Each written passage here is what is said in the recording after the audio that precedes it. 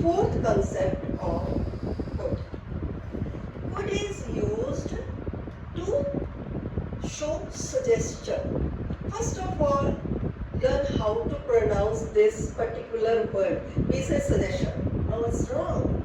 Why is it so? See, when शन के पहले एस लगा होगा तो वो आपको TION को चन प्रोनाउंस करना है, सजेशन। पहले तो ये समझ लो, बिकॉज इंग्लिश बोलना एक सारी कला है बेटा, सब बोल तो सब लेंगे, पर इसको सही ढंग से प्रोनाउंस करते हुए बोलना ये बहुत ज़रूरी है। तो आपको प्रोनाउंसिएशन भी सीखना है, सजेशन, डोंट से सजेशन। तो जब आप किसी को सलाह देते हैं, ठीक है, या किसी को आप जेंटल एडवाइस दे रहे हैं, ठीक है, आप कोई भी एडवाइस दे रहे हैं जेंटल, मतलब ये उसकी चॉइस है, वो आपकी बात माने कि ना माने। आप अपनी ओर से एक पोलाइट कह लो, एक लीनियंट, एक अपनी एक राय दे रहे हैं, सिंपल। एक इनफॉर्मली आपने अपनी बात रखी, उसका मानना या ना मानना, जिसको आप सलाह दे रहे हो, वो उसकी अपनी चॉइस है, वहाँ आपको पूरी यूज़ करना है, ठीक है। और शुड क्या है?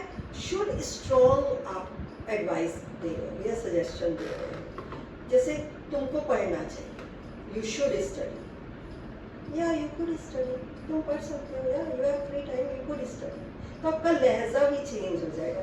अब तेरी चॉइस है, whether you want to study or not, it's your choice. There you can say, हाँ, you have a leisure time, yeah, you can see, you could study, तुम पढ़ सकते हो। So again, I have written a few examples.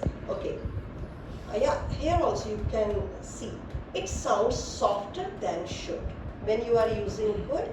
इसका लगता है बहुत gentle suggestion, बड़े आराम से आप बोल रहे हो, हाँ तुम खा सकते हो, you could try pasta if you visit some restaurant. तो बच्चा पूछता है मम्मा से मैं क्या खाऊं, तो मम्मा ये दे, तुम्हें ये पास्ता खाना चाहिए, तुम्हें ऐसे नहीं बोलेंगी, या यू कुड ट्राई पास्ता, या pasta is very delicious of this restaurant, you could try. उन्होंने अपना ओपिनियन दे दिया बेटा, थोपा नहीं है। Mother is not imposing on son, you should try, no, you could try pasta.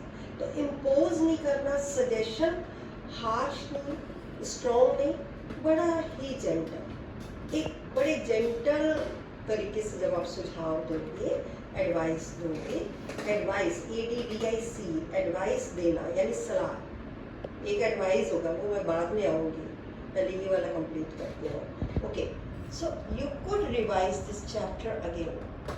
हाँ, कर सकते हो तुम, अगर लग रहा है कि चैप्टर बहुत इम्पॉर्टेंट है, या इट्स योर चॉइस, तुम करो ना करो। हाँ, पर मैंने अपना काम पूरा कर दिया, मैंने बात कर दी, बच्चे को बता दिया, या यू कुड रिवाइज, तो कुड यूज कर दिया। You could apply for that job, it's not a strong suggestion. You should नहीं लगाना। अगर कोई आपसे एक जेंटल राय मांग रहा है, एक आपका ओपिनियन मांग रहा है, क्या करूँ आप बताओ, या you could apply for that job, तुम कर सकते हो। और अप्लाई के साथ हमेशा फॉर प्रेपोजिशन यूज करो, remember this. You could improve your communication skills. अब जॉब नहीं मिल रही है, पर वो आपका बेस्ट फ्रेंड नहीं है। जॉब तो मिलेगी जब आपका कम्युनिकेशन स्किल्स अच्छे होंगे। जॉब है पर मिलती उसको जिसके कम्युनिकेशन स्किल्स अच्छे होते हैं, ठीक है। तो बेस्ट फ्रेंड नहीं है, उसको एक अपनी राय, जेंटल सजेशन दे रहा है कि हाँ तुम अपने कर सकते हो, it will help you. You could improve your communication skills. तो ये जेंटल सजेशन या एडवाइस देने में आपने कुड यूज़ करना है। शुड का मैंने फिर से एक्सप्लेन किया, जब आपको स्ट्रॉन्ग रिकमेंडेशन करनी हो या पुरजोर एडवाइस देनी हो। ज़्यादातर ये हम नियर एंड डियर वंस के लिए कहते हैं, तुम्हें ये करना चाहिए, तुम्हें कर लेना चाहिए।